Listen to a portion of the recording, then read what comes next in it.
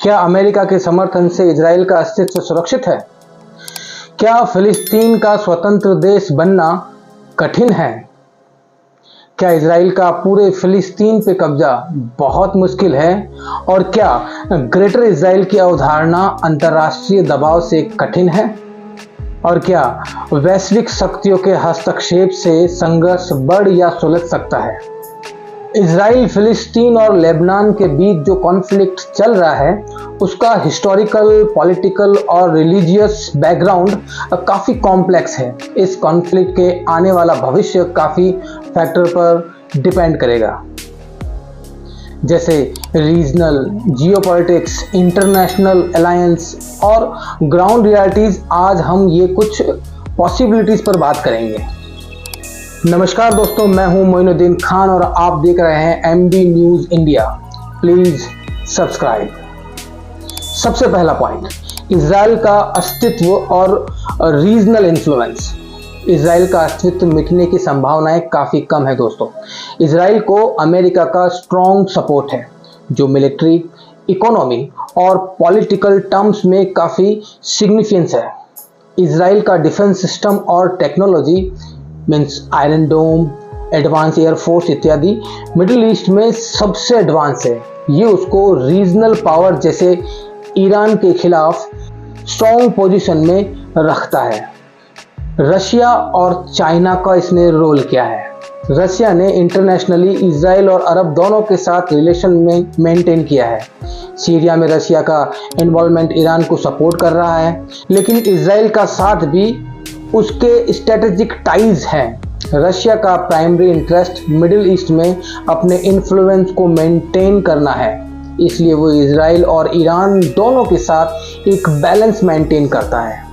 China भी अभी तक मिडिल ईस्ट कॉन्फ्लिक्ट्स में न्यूट्रल रहा है, लेकिन इकोनॉमी और डिप्लोमेटिक टर्म्स में दोनों साइड्स के साथ टाइज इस्टेब्लिश कर रहा है। चाइना का फोकस रीजन में एनर्जी सप्लाईज और ट्रेड पर ज़्यादा है।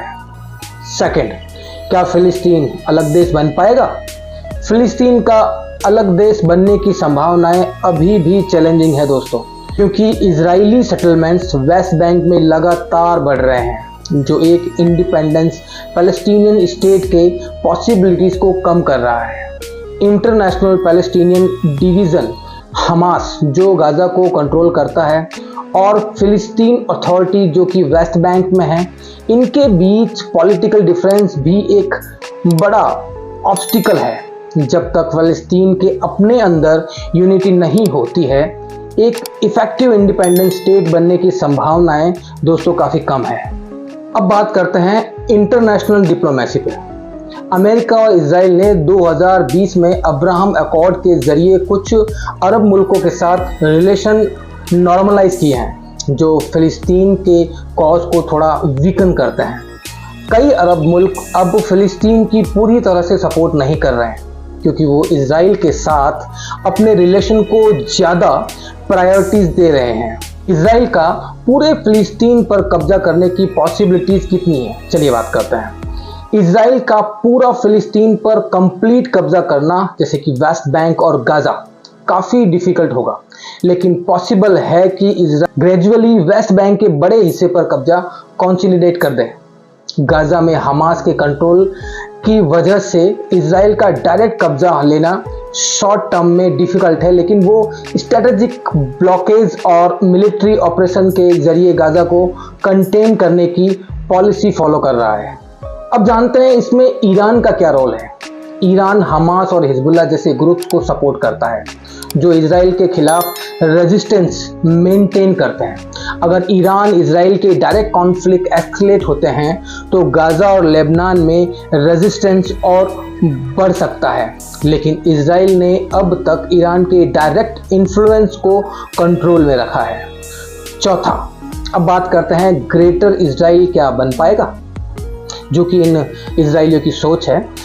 ग्रेटर इजराइल एक आइडिया है जो कुछ एक्सट्रीमिस्ट इजरायली ग्रुप्स के द्वारा प्रमोट किया जाता है, जो इजराइल के बॉर्डर्स को बाइबिकल प्रॉमिस लैंड तक एक्सटेंड करना चाहते हैं। ये आइडिया रियल पॉलिटिक्स में काफ़ी डिफिकल्ट लगता है, क्योंकि इंटरनेशनल प्रेशर, अगर इजराइल अपने बॉर्डर्स को बड़े स्केल पर एक्सटेंड करने की कोशिश करता है तो उसको काफ़ी इंटरनेशनल बैकलैश मिलेगा, इंक्लूडिंग यूरोप और यूनाइटेड नेशन के तरफ से।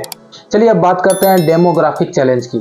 अगर इजराइल वेस्ट बैंक और गाजा का फुल कंट्रोल लेता है तो वहाँ की लार्ज पैलेस्टीनियन पॉपुलेशन जो है उनको मैनेज करने का एक बड़ा डेमोग्राफिक और पॉलिटिकल चैलेंज होगा।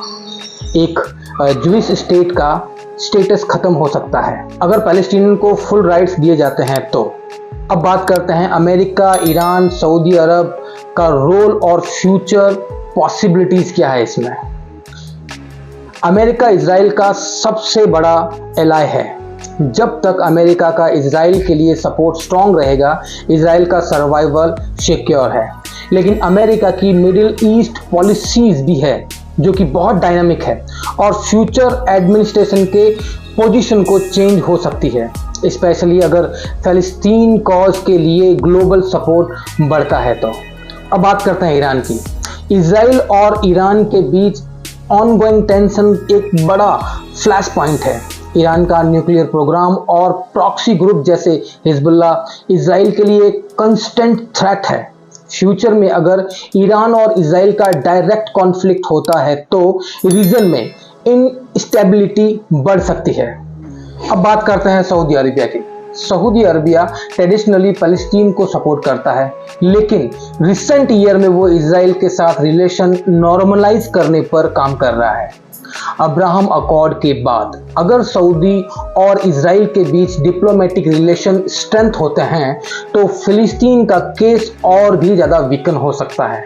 इस पूरे मसले पर इसका कंक्लूजन क्या है? पहला, इजराइल का अस्तित्व सॉलिड रहेगा given its military superiority, technology edge और अमेरिकन सपोर्ट।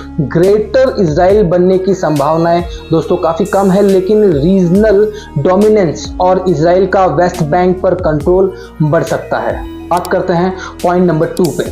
फ़लस्तीन का अलग देश बनने की संभावनाएं बहुत मुश्किल है unless there significant international pressure और इंटरनल फ़लस्तीन यूनिटी। लेकिन अगर रीजनल पावर जैसे ईरान और तुर्की एक्टिव सपोर्ट बढ़ाते हैं तो एक इंडिपेंडेंट फ़लस्तीन स्टेट का डिमांड वापस उभर सकता है।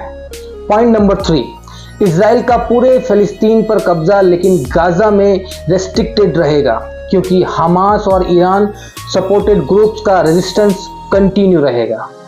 और point number 4, global geopolitics, America और ईरान के बीच कॉन्फ्लिक्ट, सऊदी इजराइल नॉर्मलाइजेशन और रशिया चाइना का रीजनल रोल सब मिलकर मिडिल ईस्ट के आने वाले फ्यूचर को डिफाइन करेंगे। दोस्तों अगर ये वीडियो पसंद आया हो तो कमेंट करके जरूर बताएं, लाइक करें, सब्सक्राइब करें। धन्यवाद।